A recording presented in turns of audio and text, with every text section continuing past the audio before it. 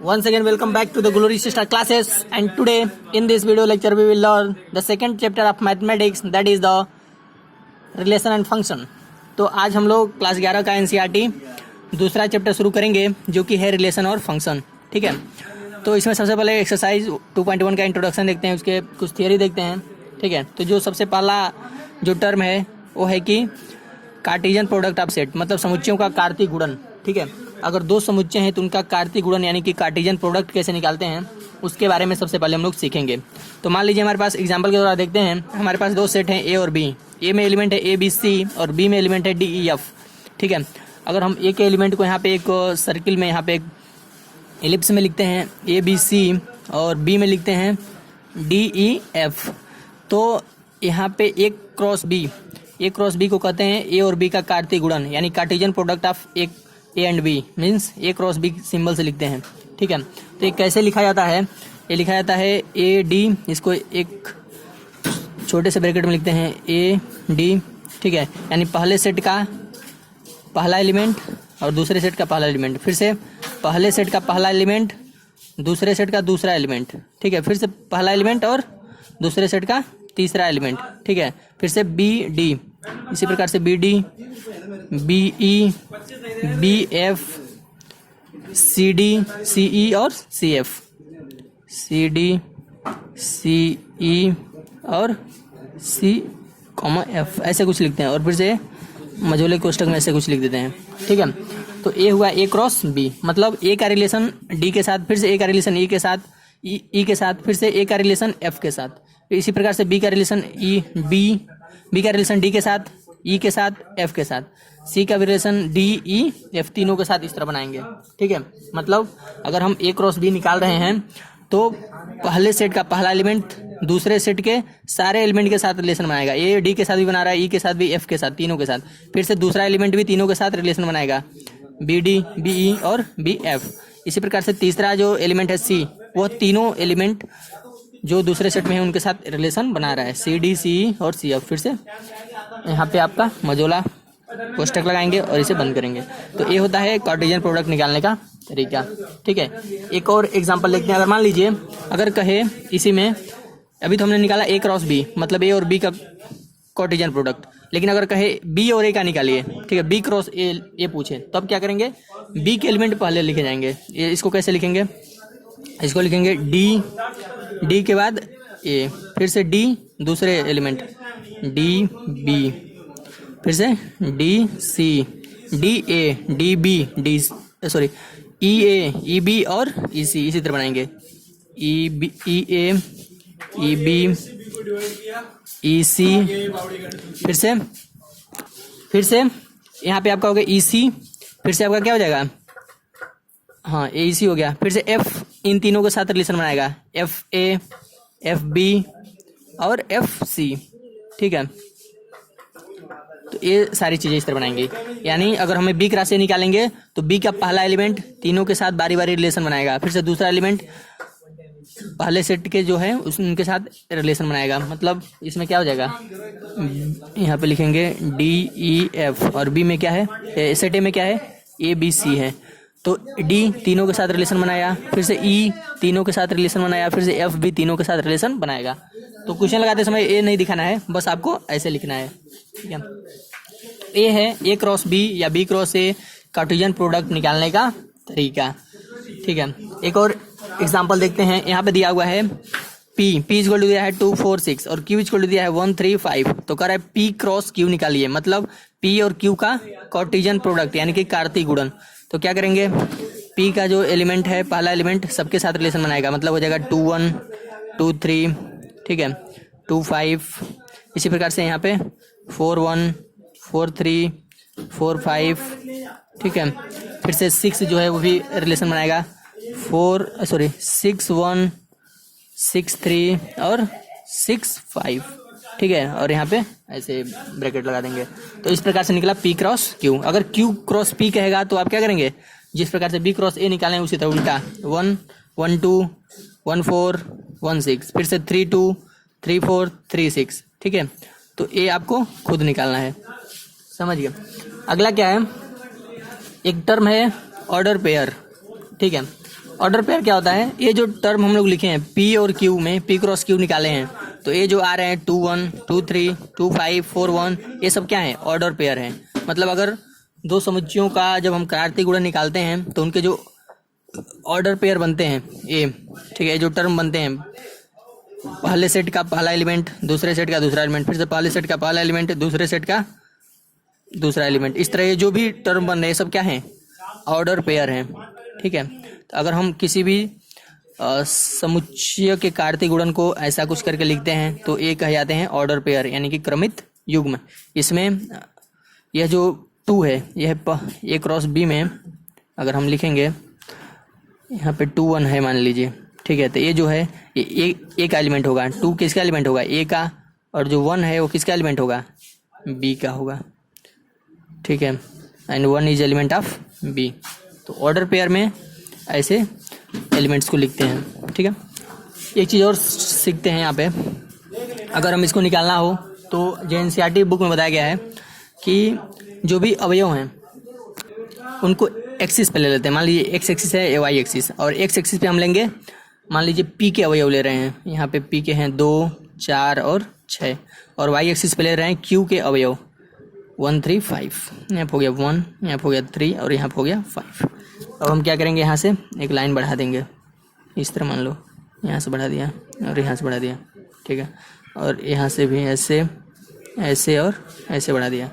तो ये जहाँ पे इंटरसेक्ट करेंगे ये पॉइंट कौन सा होगा, ये पॉइंट होगा आपका 2 1, पहले एक्स वाला एलिमेंट लिखते हैं, फिर से वाई वाला 2 1, ये क्या होगा 2 3 और यहाँ पे 2 5।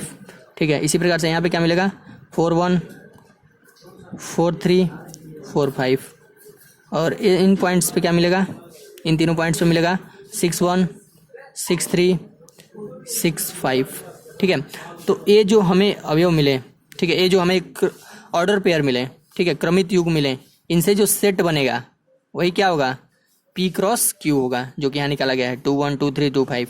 ठीक है, 4 1 4 3 4 5, यहाँ पे 6 1 6 3 6 5।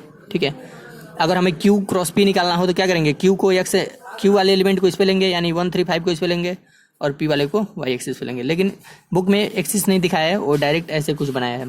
ठीक है, लेकिन क्वेश्चन लगाते समय ऐसा कुछ बनाना नहीं है, हमें डायरेक्ट ऐसे निकालना है। ठीक है, तो ये था कार्टेशियन प्रोडक्ट कैसे निकालते हैं दो समुच्चयों का। ठीक है, इसके अलावा हम लोगों ने सीखा कि ऑर्डर पेयर क्या होता है, ठीक है, क्रमित युग्म क्या होते हैं। तो क्रमित युग्म, ये जो एलिमेंट्स हमारे जो बन रहे हैं, ठीक है, ए और ए क्रॉस बी में जो भी एलिमेंट्स दोनों समुच्चयों के, ठीक है, रिलेशन से जो एलिमेंट बन रहे हैं, जैसे A D A E A F, ये सब क्या है, क्रमित युग्म है, यानी कि ऑर्डर पेयर हैं।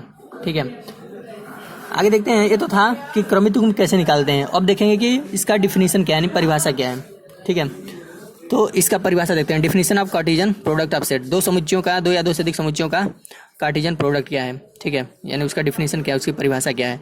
मान लीजिए हमारे पास if A and B are 2 non empty set, ठीक है, ए और बी क्या है, दो अरिक्त समुच्चय, मतलब अरिक्त, इनमें कुछ ना कुछ एलिमेंट्स हैं, ऐसा नहीं है कि उसमें कोई एलिमेंट ना हो, दोनों में कुछ ना कुछ एलिमेंट होना चाहिए और बी में। Then the Cartesian product of set A and B, मतलब A cross B, Cartesian product of set A cross B का मतलब क्या होता है, ए क्रॉस बी क्या है, is the set of ordered pair of the elements from A and B. तो उनका कार्टेशियन प्रोडक्ट क्या होगा, ए और बी का जो कार्टेशियन प्रोडक्ट होगा वह उन दोनों के ऑर्डर पेयर के द्वारा, ऑर्डर्ड पेयर के एलिमेंट्स के द्वारा बनाया हुआ समुच्चय होगा। ठीक है, मतलब अगर पी और क्यू दो सेट थे तो उनका कार्टेशियन प्रोडक्ट क्या होगा, उनके द्वारा बनाए गए क्रमित युग्मों द्वारा, इन दोनों के द्वारा क्या बनाए गए हैं, क्रमित युग्म, इनके द्वारा बनाए गए क्रमित युग्मों का समुच्चय होगा। ठीक है, परिभाषा में भी वही चीज़ बता रहा है। ठीक है, इसको मैथमेटिकली कैसे लिखते हैं, A cross B equal to A B, जहाँ ए क्या है, स्मॉल ए सेट ए का एलिमेंट है और स्मॉल बी सेट बी का एलिमेंट है। जो पहला होगा वो ए का एलिमेंट होगा, जो दूसरा अवयव होगा वो बी का एलिमेंट होगा। तो मैथमेटिकली इसे ऐसे प्रदर्शित करते हैं। ये चीज़ पूरे कार्टेशियन प्रोडक्ट के डिफिनेशन को शो कर रहा है। ठीक है, हिंदी में भी दिया है, यदि ए और बी दो अरिक्त समुच्चय हैं, मतलब उसमें कुछ ना कुछ एलिमेंट होना चाहिए, तब ए और बी का कार्तीय गुणन ए और बी के क्रमित युग्म से बना हुआ समुच्चय है। ए और बी का क्रमित युग्म से जो बना हुआ समुच्चय होगा वही क्या होगा, ए और बी का कार्तीय गुणन यानी कि कार्टेशियन प्रोडक्ट होगा। ठीक है, तो यहाँ तक आपको ये समझ में आ गया होगा। अब आगे देखते हैं। अब इस पे आधारित कुछ टिप्पणियाँ हैं, ऑब्जर्वेशंस हैं। क्या हैं, कुछ परीक्षण किए गए और देखे गए। पहला क्या देखा गया, इफ़ आइदर ए और B set is empty set, अगर या तो ए या तो बी दोनों में से कोई एक क्या है, रिक्त समुच्चय है, या तो ए रहे या बी, तो क्या होगा। तो देखते हैं उस समय ए क्रॉस बी का मान क्या होगा। अगर मान लीजिए ए का मान दिया है 1 2, इसको एग्जाम्पल के द्वारा देख लेते हैं, इसको साइड में यहाँ पे, और बी दिया है 5 मतलब कोई एलिमेंट नहीं है, तो ए क्रॉस बी में क्रमित युग्म बन पाएगा, नहीं बन पाएगा। एक 1 किसके साथ बनाएगा, क्रमित युग्म, कोई एलिमेंट ही नहीं है, यहाँ पे खाली है, कोई एलिमेंट नहीं है, तो क्रमित युग्म नहीं बन पाएगा। ठीक है, तो ए क्रॉस बी का मान भी क्या आ जाएगा, 5 आ जाएगा। अगर कोई दो सेट हैं, उनमें से कोई एक भी 5 है, 5 मतलब नल सेट या कि रिक्त समुच्चय या एम्प्टी सेट, तब उनके कार्तीय गुणन यानी कि कार्टेशियन प्रोडक्ट का मान क्या होगा, 5 होगा। ठीक है, ये पहला परीक्षण था। दूसरा क्या है, यदि ए या बी अपरिमित समुच्चय हैं, या तो ए या तो बी इनफाइनाइट सेट हो गया, मतलब उसमें इनफाइनाइट नंबर ऑफ एलिमेंट्स हो गए। मान लीजिए ए है, उसमें केवल 1 2 3 है, ठीक है, 3 एलिमेंट हैं, और बी है, उसमें बहुत सारे एलिमेंट आ गए, इनफाइनाइट हो गए। जैसे हो गया प्राकृतिक संख्याओं का समुच्चय, या आपका आ गया कि सम संख्याओं का समुच्चय। तो प्राकृतिक संख्याओं का समुच्चय कितने होंगे, बहुत होंगे, इनफाइनाइट तक होंगे, एंड पता ही नहीं होगा। ठीक है, तो इनके जो ए क्रॉस बी होंगे वो भी क्या होंगे, इनफाइनाइट तक हो जाएंगे। ए क्रॉस बी क्या होगा, ए क्रॉस बी हो जाएगा infinite, A cross B will be infinite, मतलब अनंत तक आता ही रहेगा। इसका हम बनाते हैं, कोई अंत ही नहीं मिलेगा। 1 1 1 बना लिया, मान जाओ, फिर से 1 2 1 3 1 4 1 5, इस तरह इनफाइनाइट तक बनाता रहेगा, इसका कोई अंत नहीं है। ठीक है, तो अगर दोनों समुच्चय में से कोई भी एक इनफाइनाइट हो गया, तो उनका कार्तीय गुणन या क्रॉस प्रोडक्ट, ठीक है, कार्टेशियन प्रोडक्ट क्या होगा, इनफाइनाइट होगा। ठीक है, तीसरा ऑब्जर्वेशन क्या किया गया, अगर दो सेट, दो इक्वल ऑर्डर पेयर हैं, ठीक है, अगर दो ऑर्डर पेयर क्या है, आपस में इक्वल हैं, इक्वल यानी समान हैं, तो उस समय क्या होगा, उनके दोनों ऑर्डर पेयर आपस में क्या होंगे, मतलब बराबर होंगे। जैसे अगर एक्स वाई ऑर्डर पेयर है, ये बराबर है ए और order pair A and B से, तो उसमें क्या होगा, एक्स का वैल्यू ए होगा और वाई का वैल्यू क्या होगा, बी होगा।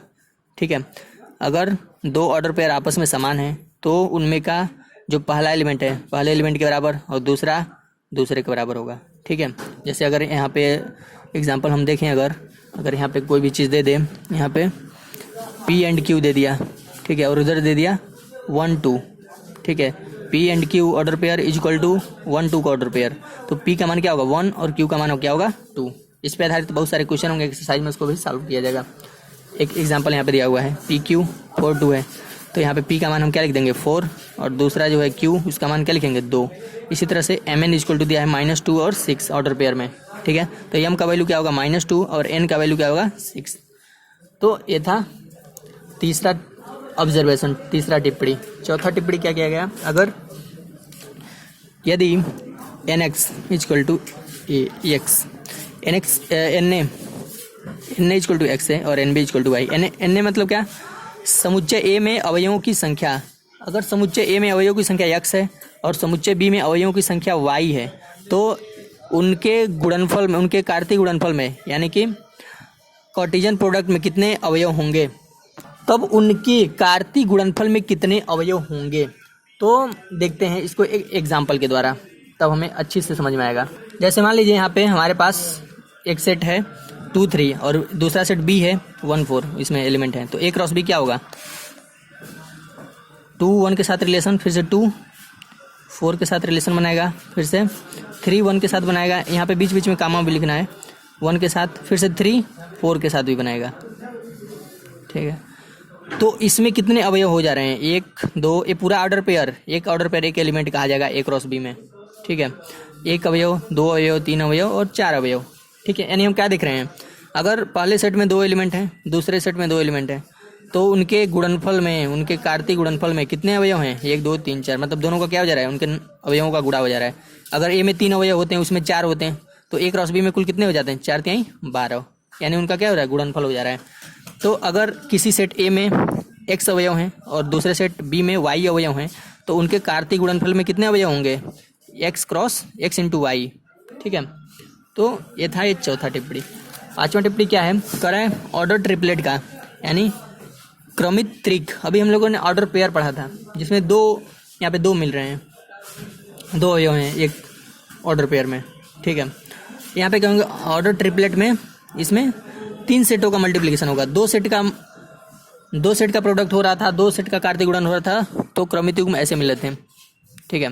लेकिन 3 का जब गुणा होगा तो 3 अवयवों का एक एक क्या बनेगा, ऑर्डर ट्रिपलेट बनेगा। ट्रिपलेट मतलब 3, ठीक है, या त्रिक जिसे बोलते हैं, ठीक है। तो हमारे पास अगर 3 सेट हों ए बी सी और तीनों का जब हम मल्टीप्लिकेशन या प्रोडक्ट निकालेंगे, कार्टेशियन प्रोडक्ट, तो उसमें जो भी हमें अवयव इस तरह मिलेंगे वो ऑर्डर ट्रिपलेट होंगे। उसमें क्या होगा, X Y Z A B C इस तरह मिलेंगे, ठीक है। जिसमें एक्स क्या होगा, पहले का अवयव, वाई क्या होगा, दूसरे का अवयव, दूसरे समुच्चय का, और जो जेड होगा वो तीसरे का अवयव होगा।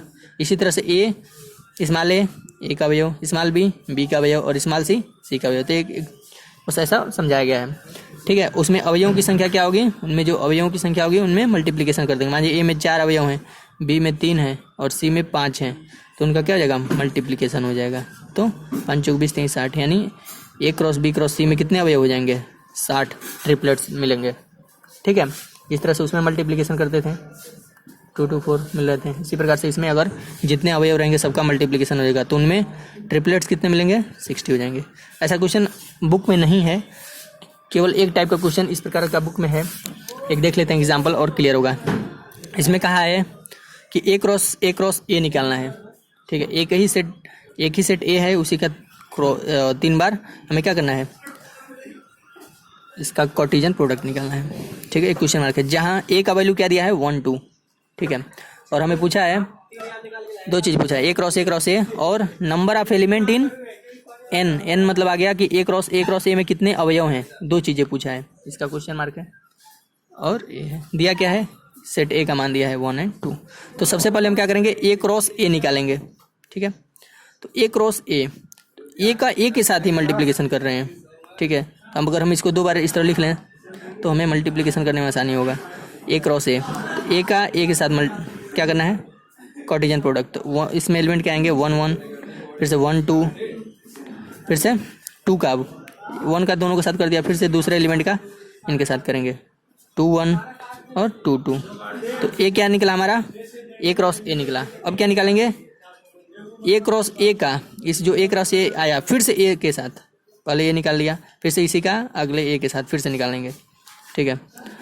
ये चीज़, तो ए क्रॉस ए का वैल्यू क्या है, इसको हम लिख देते हैं पहले 1 1 1 2, यहाँ बीच में कॉमा लिखना ज़रूरी होता है, ठीक है। ऐसा लिख देंगे, ये 2 2 हो गया। इनटू किसके साथ करना है, ए के साथ, और ए का वैल्यू फिर से हम क्या रख देंगे यहाँ पे 1 2, ठीक है। अब यहाँ से जो मिलेंगे ए क्रॉस ए ये ऑर्डर ट्रिपलेट्स मिलेंगे, ठीक है। तो इसको निकालते हैं। इसमें क्या करेगा, पहला जो ए अवयव है दोनों के साथ बारी बारी रिलेशन बनाएगा, फिर से दूसरा अवयव दोनों के साथ रिलेशन बनाएगा। देखते हैं कैसे बनाएगा। 1 1 किसके साथ ये बनाएगा रिलेशन, पहले एलिमेंट के साथ, 1 1 बना दिया 1 के साथ, फिर से 1 1 बनाएगा 2 के साथ रिलेशन, यहाँ कॉमन लिख देंगे 1 1 2, ठीक है। फिर से दूसरा एलिमेंट इन दोनों के साथ रिलेशन बनाएगा। दूसरा एलिमेंट क्या है, ए है 1 2, ए रिलेशन बनाएगा 1 के साथ, फिर से यह रिलेशन बनाएगा 2 के साथ, 1 2 2। फिर से तीसरा एलिमेंट इन दोनों के साथ बारी बारी रिलेशन बनाएगा, तो उसको हम नीचे लिख दे रहे हैं यहाँ पे। 2 1 रिलेशन बना लिया आपका, 1 के साथ बनाएगा, ठीक है। फिर से 2 1 2 के साथ बनाएगा, ठीक है। फिर से दूसरा जो लास्ट अवयव बचा यह दोनों के साथ बारी बारी रिलेशन बनाएगा, यानी 2 2 1 2 2 2, ठीक है। तो यहाँ पे ये जो चीज़ें मिले ये ऑर्डर ट्रिपलेट्स मिले, यानी कि क्रमित त्रिक, ठीक है। तो ए क्रॉस ए ऐसे निकालते हैं। तो इसमें इसी टाइप के एक आध क्वेश्चन एक्सरसाइज में मिलेंगे और एग्जाम्पल में भी मिल सकते हैं, ठीक है। तो ये था एक्सरसाइज 2.1 का इंट्रोडक्शन। अब हम अगले वीडियो में हम लोग एक्सरसाइज 2.1 को सॉल्व करेंगे, ठीक है।